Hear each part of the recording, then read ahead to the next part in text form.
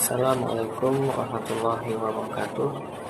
Perkenalkan, nama saya Awang Nurul Huda, semester 5, Modify kelas F. Nah, pada video ini saya akan mereview sebuah skripsi, yaitu skripsi yang berjenis biografi. Baiklah, langsung saja kita mulai. Yang pertama adalah identitas skripsi yang direview. Adapun judul skripsi yang saya review, ini pemikiran Ibnu Khaldun tentang pendidikan. Nama peneliti Lili Ardiansah, asal perguruan tinggi Universitas Negeri Yogyakarta, ilmu sosial. Tahun terbit skripsi tahun 2013. Kemudian yang kedua yaitu permasalahan apa yang terjadi di tempat penelitian tersebut. Adapun dalam skripsi ini tidak ada permasalahan. Nah, karena penelitian ini merupakan penelitian jenis biografi yang hanya membahas kisah hidup dari seorang tokoh yang diteliti. Kemudian,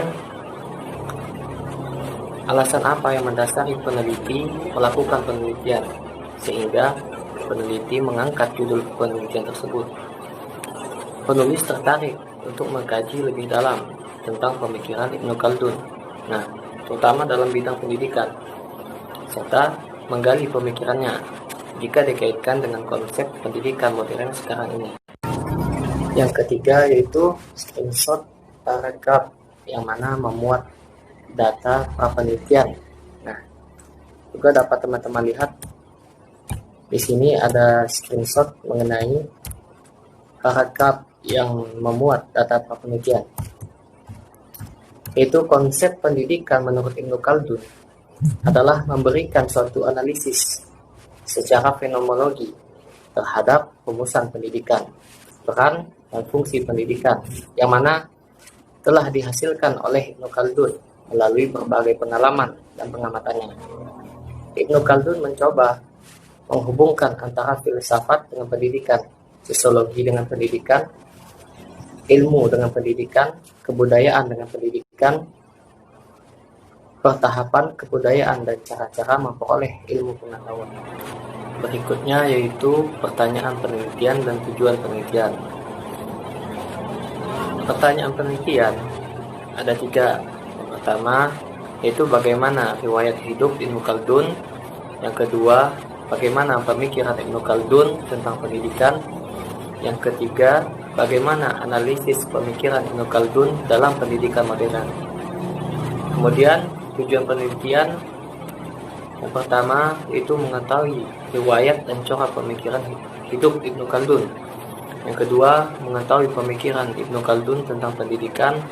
Dan yang ketiga, mengetahui pemikiran Ibnu Khaldun dalam perspektif pendidikan modern. Dari pertanyaan dan tujuan yang dituliskan oleh peneliti sudah sesuai dengan apa yang diteliti dan juga sangat menarik. Kemudian manfaat penelitian. Dalam penelitian ini ada 3 manfaat penelitian. Yang pertama yaitu memberikan pengetahuan. Maksudnya memberikan pengetahuan tentang konsep pemikiran Ibnu Khaldun, khususnya tentang pendidikan. Yang kedua, menambah referensi. Dimaksudkan dengan skripsi ini diharapkan dapat menambah referensi untuk penelitian sejenis. Yang ketiga yaitu sebagai tolak ukur kemampuan si penulis dalam penelitian. Maksudnya penelitian skripsi ini dapat digunakan sebagai tolak ukur bagi penulis untuk mengetahui seberapa besar pengetahuan dan kemampuan si penulis dalam menganalisis serta menyajikannya dalam suatu karya ilmiah yang objektif. Adapun manfaat yang diutarakan oleh peneliti sudah baik dan jelas. Dengan adanya penelitian ini diharapkan kita mengetahui salah satu tokoh Islam yang sangat berpengaruh dalam bidang pendidikan, yakni Ibnu Khaldun. Selanjutnya yaitu landasan teori atau kajian pustaka. Yang pertama, teori yang dikaji yaitu kelahiran Ibnu Khaldun. Subteori latar belakang keluarga Ibnu Khaldun Sumber kutipan Sahrul Mauludin Ibnu Khaldun, Perintis Kajian Ilmu Sosial Modern, Jakarta, Dian Rakyat 2012, halaman 15. Yang kedua, Karir Ibnu Khaldun dalam bidang pemerintahan. Sumber kutipan Fuad Ba'ali dan Ali Wardi, Ibnu Khaldun dan Pola Pemikiran Islam, Jakarta, Pustaka Firdaus. Yang ketiga, latar belakang pendidikan Ibnu Khaldun, subteori pendidikan yang ditempuh. Sumber kutipan Zainal Al-Qudairi, Filsafat Sejarah Ibnu Khaldun, Bandung, Pustaka 1987, halaman 8. Menurut saya, landasan teori ataupun kajian pustaka yang dipaparkan oleh si penulis sudah terkait dengan judul yang akan diteliti. Selanjutnya yaitu kajian penelitian terdahulu atau kajian penelitian yang relevan. Adapun kajian penelitian terdahulu dalam deskripsi tersebut yaitu dalam penulisan sejarah, penggunaan historiografi yang relevan merupakan satu hal yang mutlak. Maksud dari historiografi yang relevan adalah untuk dapat membedakan karya-karya sejarah yang telah ada. Terdapat 4 aspek sebagai ukuran relevansi, yakni yang pertama, aspek geografis, yang kedua, aspek geografis, yang ketiga, aspek kronologis, dan aspek fungsional. Keempat aspek tersebut harus terdapat dalam suatu tesis. Skripsi pertama karya Iksan Syah Gunawan, mahasiswa Fakultas Tarbiyah dari Universitas Negeri Sunan Kalijaga, Yogyakarta, tentang konsep pendidikan Islam. Ibnu Khaldun membahas tentang pemikiran Ibnu Khaldun tentang pendidikan Islam, baik dari konsep pengetahuan, metode memperoleh ilmu pengetahuan, dan perkembangan ilmu pengetahuan. Perbedaan skripsi ini dengan yang akan penulis buat adalah dari pokok bahasannya, yaitu materi kajiannya. Penulis akan mengkaji pengertian pendidikan Ibnu Khaldun, konsep pendidikan Ibnu Khaldun, dan tujuan pendidikan menurut Ibnu Khaldun.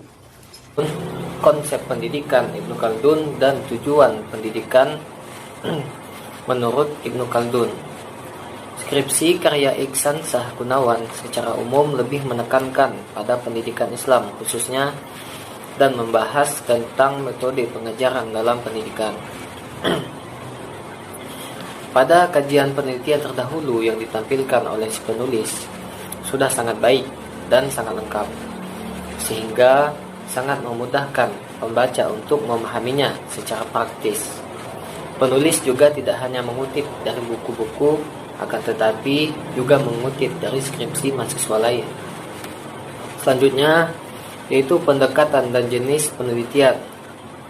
Adapun pendekatan penelitian yaitu politik, sosiologi, dan psikologi. Jenis penelitian kualitatif, deskriptif. Adapun di sini yaitu screenshot paragraf yang mana memuat penjelasan tentang pendekatan dan jenis penelitian dalam skripsi tersebut. Selanjutnya yaitu tempat dan waktu penelitian. Tempat penelitian Yogyakarta, waktu penelitian 25 Januari 2013. Selanjutnya yaitu sumber data penelitian.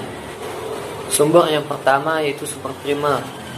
Menurut Lois Gottschall, sumber primer adalah kesaksian dari seorang saksi dengan mata kepala sendiri.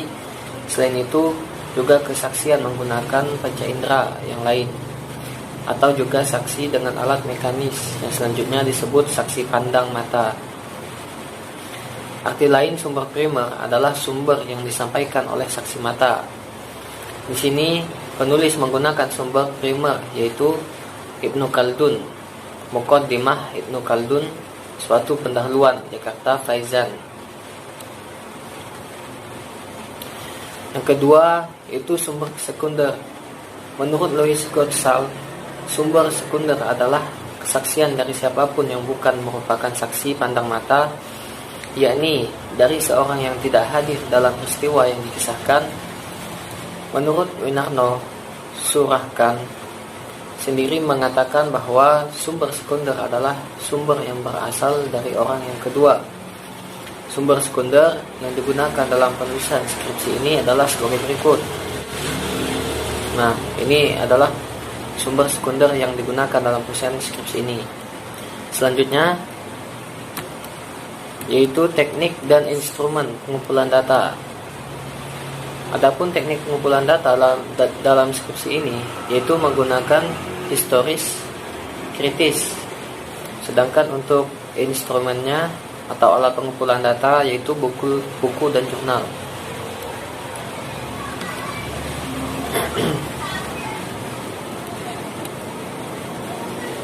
Kemudian adapun pertanyaan penelitian yaitu bagaimana riwayat Ibnu Khaldun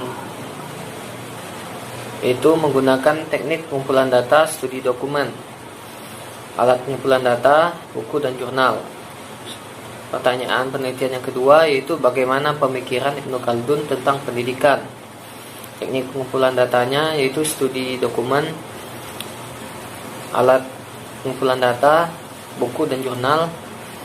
Yang ketiga, bagaimana analisis pemikiran Ibnu Khaldun dalam pendidikan modern. Adapun teknik pengumpulan datanya yaitu studi dokumen. Selanjutnya yaitu teknik analisis data. Adapun teknik analisis data yang digunakan oleh si penulis yaitu sebagai berikut.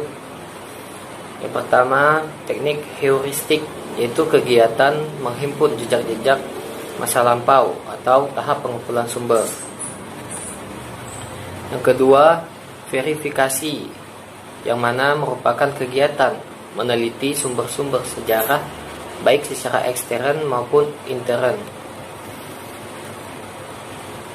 Yang ketiga, interpretasi, yaitu terdiri dari analisis dan sintesis, menguraikan dan menyatukan.